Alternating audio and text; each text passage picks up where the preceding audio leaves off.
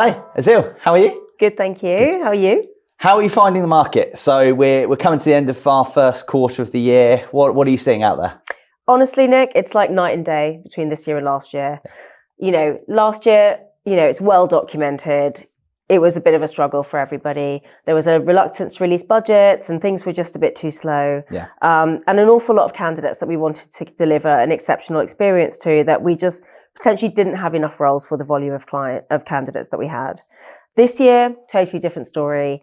Retail in particular bounced back. Retail had a tough COVID. Everybody knows about that. And it was a bit of a sluggish return to par. However, retail is booming right now. We've had more senior roles. I would say, looking at the stats, about 30% more senior roles in retail than last quarter, like for last quarter in 2023. Yeah. So for Q1 2023. Yeah. So a huge uplift in senior roles, good quality roles, retained work. Yeah. We've got that commitment from our clients. They know that we are the go-to agency and they've given us the roles exclusively. Yeah.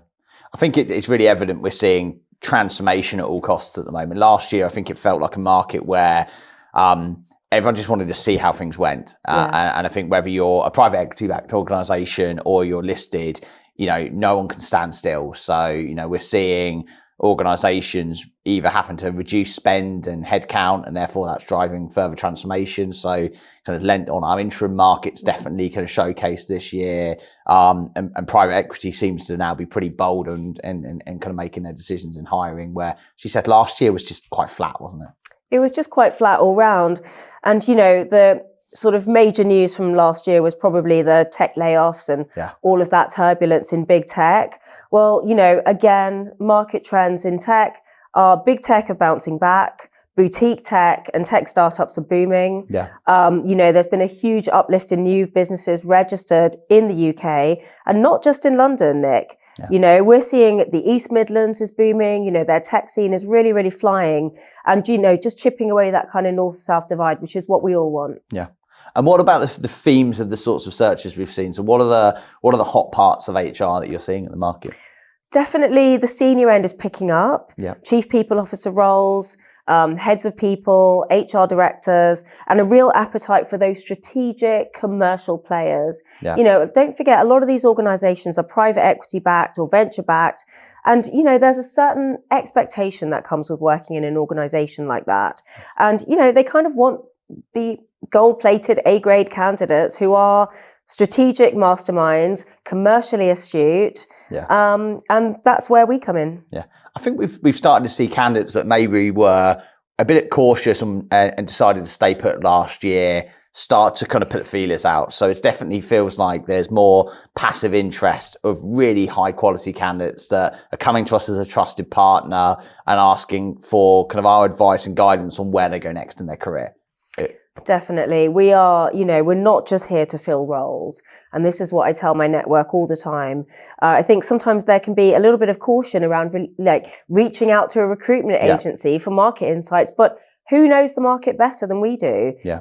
Not just our well-publicized salary guides, but also, we've got data that most other organizations wouldn't have access to. Yeah. We know who's looking for a job, what level, what organizations are looking for, and more interestingly, what candidates are asking for. Yeah. So, what do people want? They want flexibility.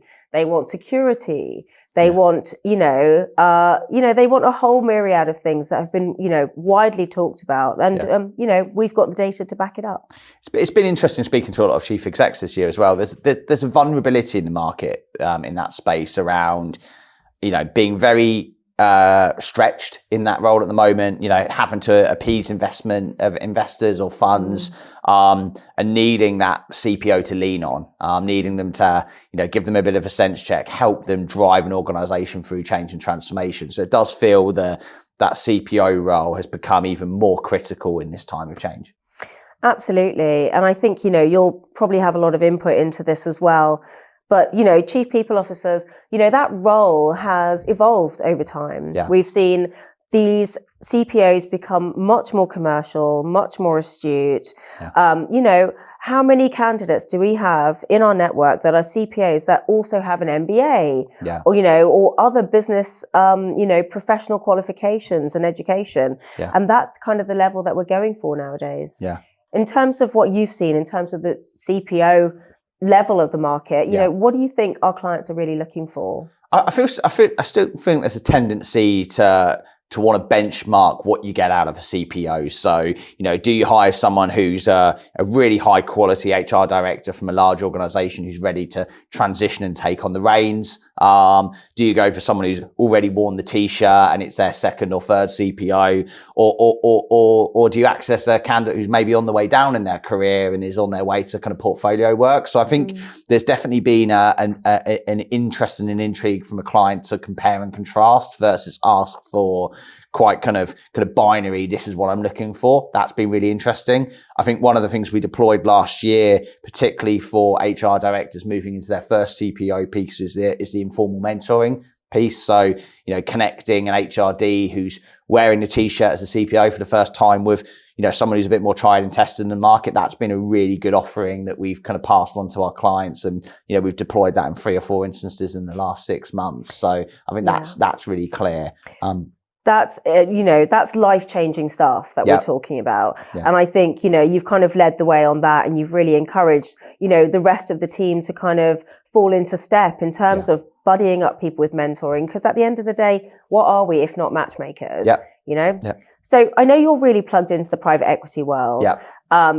Tell us a little bit about what the trends are in terms of private equity and their expectations. Yeah, I think, first and foremost, we signed a lot of NDAs last year on organisations thinking about doing something. And ultimately, particularly in the private equity space, the timing became pretty apparent that it wasn't last year. I've met 3 or 4 funds this year, all of which are pretty bullish around what they're seeing or what they expect the year to look like in terms of acquisitions. I think FMCG and consumer goods has been really interesting. The amount of carve-outs of buying, brands or organizations off some of the major kind of businesses and going in their own direction. That's a really interesting market for us. We're doing a lot of talent pooling within the funds that are looking for CPOs for imminent acquisitions. So again, that's really interesting.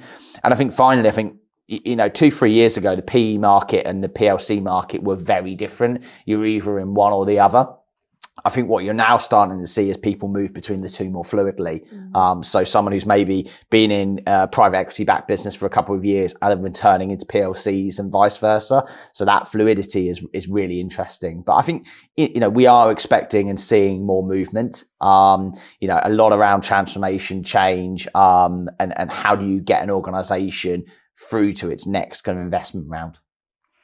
And another interesting thing that we've noticed, I know you're super plugged into the world of media and all the kind of creative industries in general, with big announcements across the world of TV and media in terms of redundancies and shrinking. Haven't you noticed, I don't know if you agree, but HR have never been busier. You hear of 1,000 redundancies at, XYZ and you think, wow, gosh, those people must be looking for a new job. You reach out to them, they've never been busier. I think these organisations are in the same way retail did 5-10 years ago and were pivoting more towards e-commerce.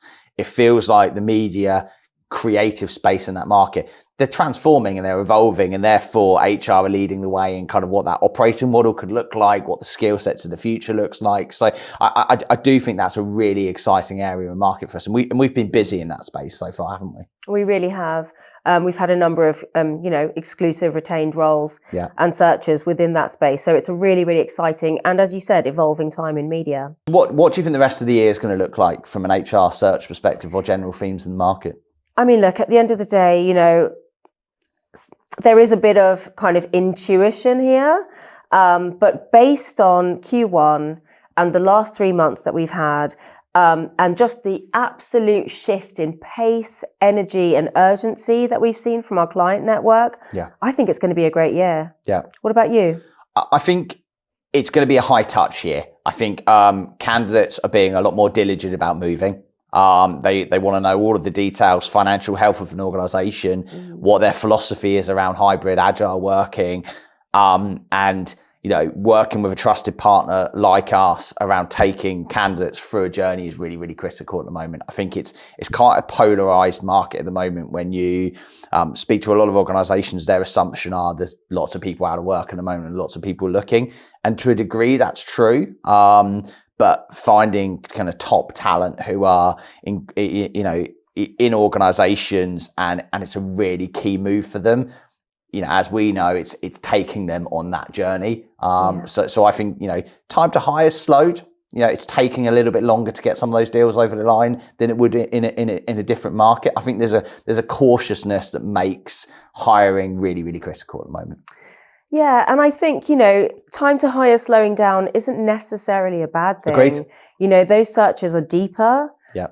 We're challenged more. Yeah. And the candidates get, a minute to really, really consider and do their due diligence before making a life-changing move. I think we can all reflect on 2021 and the kind of boom after kind of COVID, where there were a lot of rash decisions made. We saw, certainly kind of salaries and TA kind of balloon, and that's kind of recalibrated in a really challenging time for TA professionals in the market. Yeah. I think there's a lot more diligence in hiring at the moment. I think some of the organizations that rush hired last year have had to go out again and rehire because they didn't get it right, or the candidate didn't make the right move in the end. So I think we're seeing more of a calm, considered market, which again, I do not think is a bad thing.